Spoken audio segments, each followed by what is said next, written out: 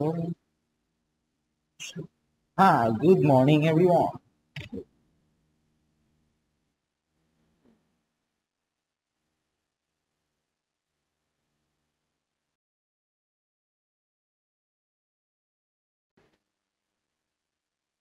At lang tayo ng video capture.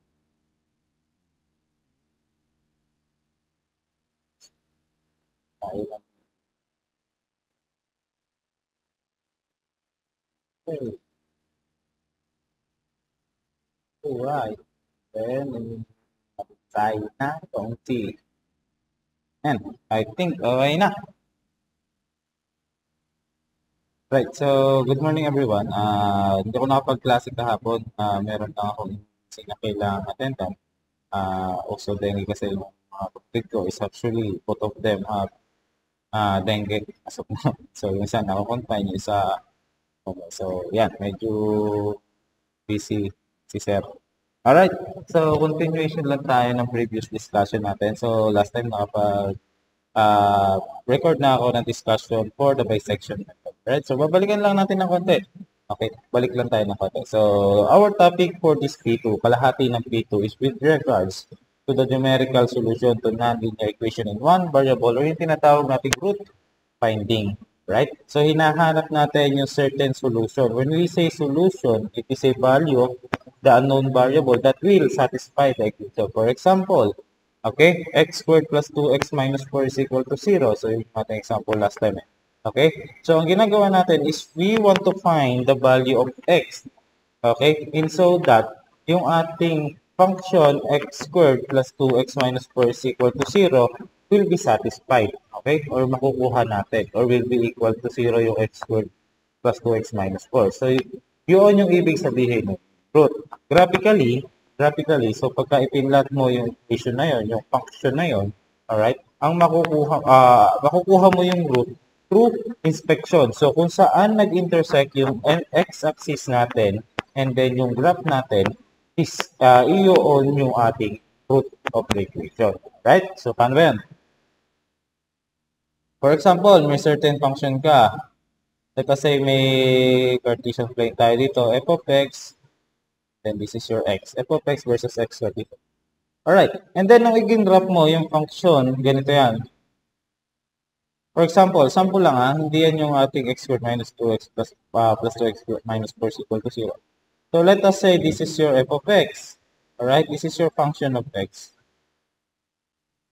Uy, yan, wala kasing internet dito, kaya medyo lang, open tayo ng hotspot. Wait lang guys, kailangan kasi ng internet connection nitong whiteboard.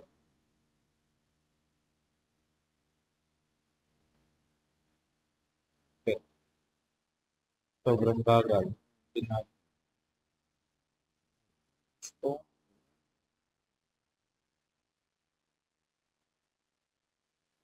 for a while lang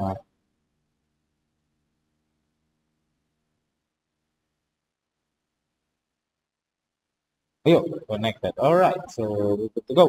Yan. Now, if you want to find the root of this equation, of this function, ang kailangan mo lang gawin is to locate.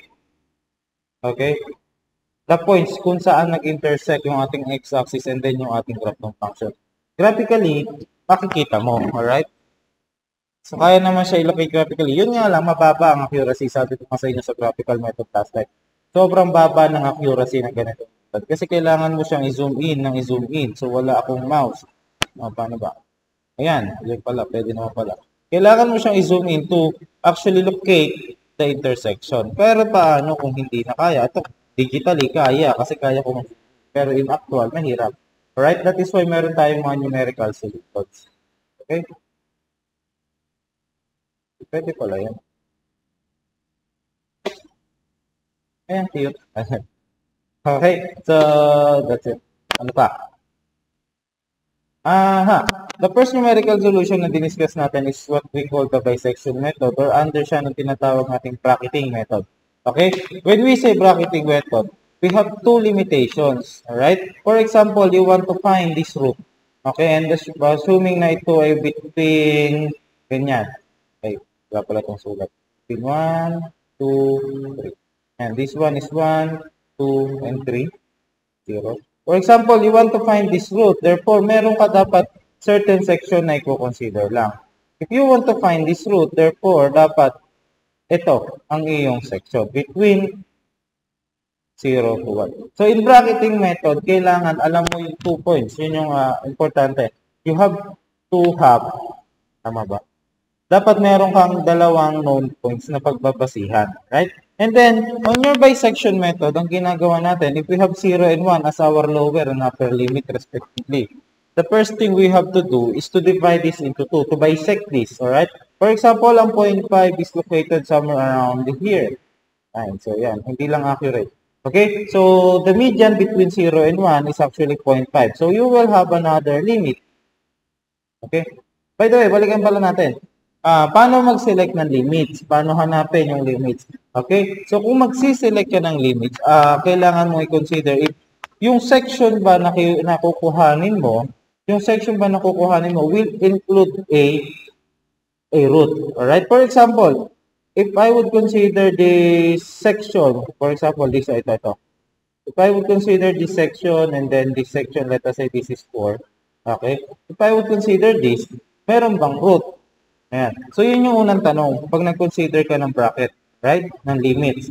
Meron bang root yung kino-consider mo? In this case, when your limit is between 3 and 4, wala kang makukuhang root. Therefore, hindi mo siya pwedeng gamitan ng bisection method kasi wala ka lang makukuhang number. Okay? Wala kang makukuhang value. Alright? So, kapamimili ng iyong bracket, ng iyong upper and lower limit, you have to consider the point kung saan nag-intersect yung ating x-axis and then yung ating graph, okay, yung ating line, yung ating curve. Alright? So, in this case, between 0 and 1, there is a one intersection. Okay? There is a single intersection. Ito yun. Alright? May isang point kung saan sila na-consider. And, if you will notice, okay, the value of f of x, so, yung f of x dito, sa 0, is positive. Okay? F of x is positive. Positive f of x. And then, at this second limit mo, okay, let us say this is your upper limit, the value of f of x is negative. Alright? Bakit negative? Below the y-axis. Alright? This is your positive, and this one is your negative. Alright? So, ganun din dito. This is your positive x, this is your negative. As you can see, dapat ang lagi natin kino-consider sa bisection method is yung magkaiba ng sign convention. Okay? So, for example, we have here a function x cubed plus 3x minus 5 is equal to 0. Right? Now, we want to find the root between 0 and 2. Okay?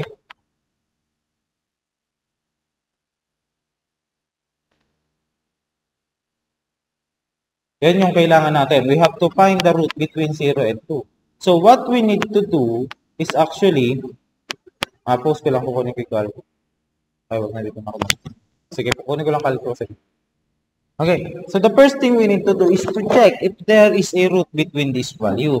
Okay, so check muna natin, step 1. Check natin kung meron ba talagang root. Damok. Step 1, check for the root. Right? So, hanap ka muna ng root. Meron bang root dyan sa limits mo na yan? Okay? When a is 0, f of a is, ito na nga lang, alpha x cubed plus 3 alpha x minus 5. Calc, when x is 0, so the value of f of a is negative 5.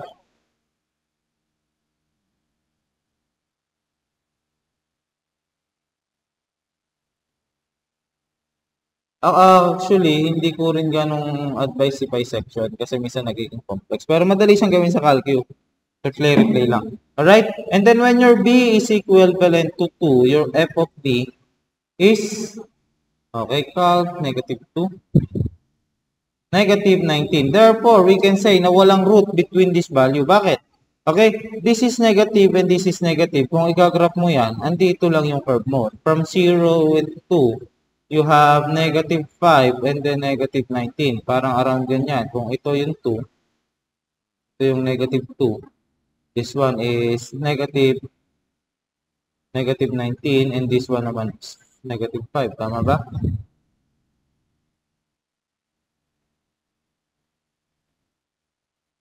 So, possibly, the root is around here. Kung i-continue ko yung curve. So, parang ganyan siguro itsura ng curve na yan. Okay, so, check na natin. When x is 0, ay, negative 2 pala yung nailagay ko doon. When x is 2, 9. Goodness. So, may root. Mali ako na ano.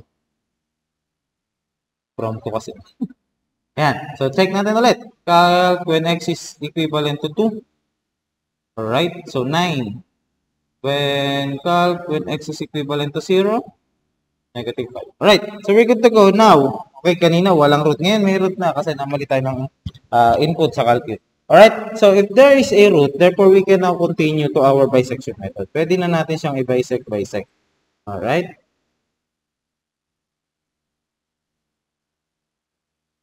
So, sige, step 2 tayo. You have your step 2. That is to bisect your limits. Okay? Mahahatiin natin ngayon yung limits. Alright? And then, that bisection is given by C. Alright? And C is equivalent to A plus B over 2. Bisect nga, kalahati. Itong dalawa, average. Alright? So, we have 0 plus 2 over 2 and then we have 1. Now, your f of C becomes negative 1. Now, we have a negative value of f of C. Kung igagraph mo yan, example, at 0, negative 5. So, at 2, so 1, 2, positive 9. Sabihin mo around dito. At 1, negative 1. So, around dyan.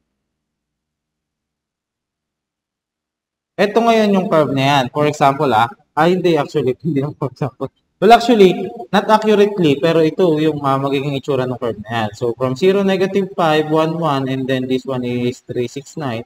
So, hindi lang scale. Pero ganyan yung magiging itsura. Now, okay, on 0 and 1, kuha mo yung points. Mayroon tayong isang intersection. Ito.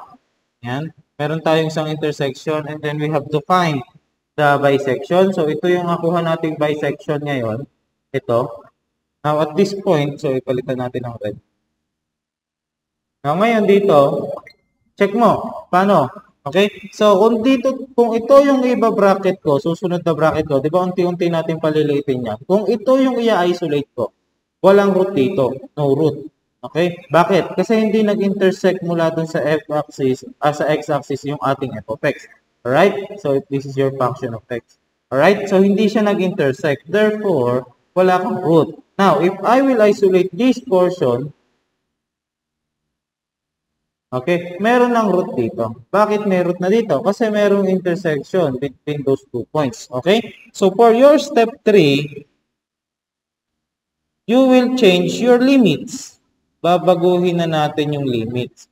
Alright? Sabi ko nga kanina, paano mamili ng limit? Dapat magkaiba ng sign convention yung lower and upper limit mo. Okay? So, in our case, our previous limits are 0 and 2. Ang meron tayong value, ang ating value ng function when a is 0, the value of f of a is negative 5. Alright? When your b naman is equivalent to 2, the value of your f of b is 9.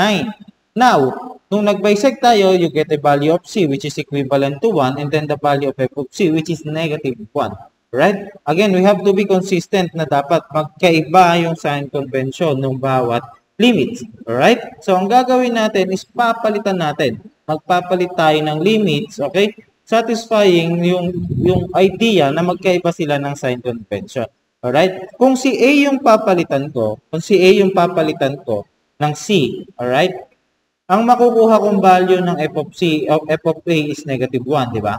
Okay? When A is equal to 1, your new f of A becomes negative 1. Okay. So, okay pa rin. Bakit? Kasi magkaiba pa rin yung ating other limits. Alright? When your f of B naman is 9. Okay? So, ang ganito lang yan. Sa pag nagpalit ka ng limit, kung alin yung katulad ng sign convention nung nakuha mong bisection, nung function ng bisection na yun. Yun yung papalitan mong limit. Kung ang nakuha ko dito is positive, kung ang nakuha ko is positive 1, therefore, ang papalitan ko is si P. Ipapalit ko si C kay P. Alright? Now, step 4 is to iterate na actually. I-iterate na natin to. So, unahin natin sa pagkuha ng bisection. So, you have 1 plus 2 over 2 and then you have 1.5 and then your f of c, your new f of c is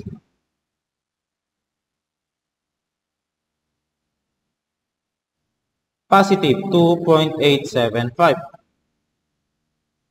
Okay? So, positive 2.875. Therefore, magpapalit ako ng limit. So, pang ilang iteration ko na to? Ito yung una, number 1. Ito yung pangalawa. So, third iteration na ako. Third iteration na ako. So, our A now becomes, so, hindi mababago. Bakit? Kasi yung nakuha ko dito sa previous iteration ko, pagkuha ko ng C is positive. Therefore, yung papalitan kong limit is yung merong positive na function. Okay? So, since si A, okay, when A is 1, f of A is negative 1. So, iba yung sign convention. Papalitan ko naman ngayon si B ng 1.5. Then, your f of D becomes positive 2.87. Okay? Kung mapapansin nyo, every time na magpapalit ako ng function, laging magkaiba yung sign convention. Okay? Dapat consistent tayo sa ganyang mindset. Mindset ba? Mindset. Okay? So, you will get C. C is 1 plus 1.5 over 2. That would be 1.25. And then your f of C becomes half 1.25. Positive 0.7C3125. Positive. Okay? Fourth iteration tayo. Pagdating sa fourth iteration, magpapalit ulit tayo ng limit. Okay? Si A ko is 1 pa rin. My f of A is still negative 1. This time, ang B ko naman is 1.25. And then my f of B becomes positive 0.73125. 7125 and then my C is 1.0 plus 1.25 over 2 and that will be equivalent to 1.125. Tama ba? 2.25 over 2. Alright, tama. And then your f of C is half 1.125. Alright, negative 0.211172. Okay na yan? Alright, so proceed ka na sa fifth iteration mo. Alright, our A this time, ang nakuha kong value ng f of C is negative. Therefore, dapat ang papalitan kong limit is yung may function na negative. Alright, so in this case, papalitan ko na si A ng 1.125. And ang bago kong f of A is negative 0.201172. Okay? And then your B is, hindi ko magbabago to. Sana all hindi nagbabago. 0.703125. This one is negative. Kukunin mo ngayon si C. That is 1.25 plus 1.125 over 2. And that is lagay ko na ng alpha A is alpha B. Alpha A is 1.5. 1.5.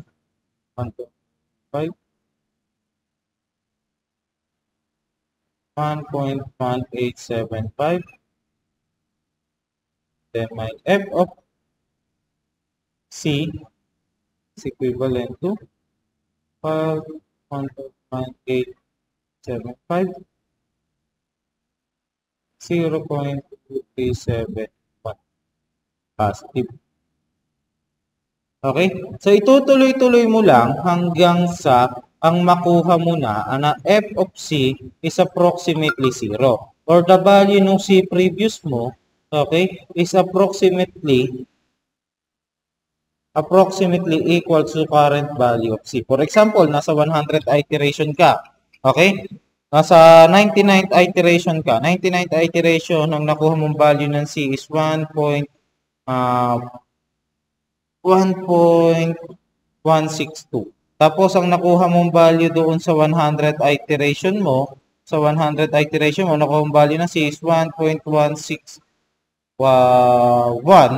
okay? So, meron ka pang 0.001 na precision or na tolerance. Meron ka pang error na 0.001, alright? So, that is still your tolerance. So, meron ka tolerance. Kung ang tolerance natin is 1/1000, sabi ko nga sa inyo, which is 0.001, acceptable na to. Pwede ka nang tumigil. Pero kung ang kailangan mong accuracy is 0.00, alright, dapat walang differential. Eksakto. Which is attainable naman.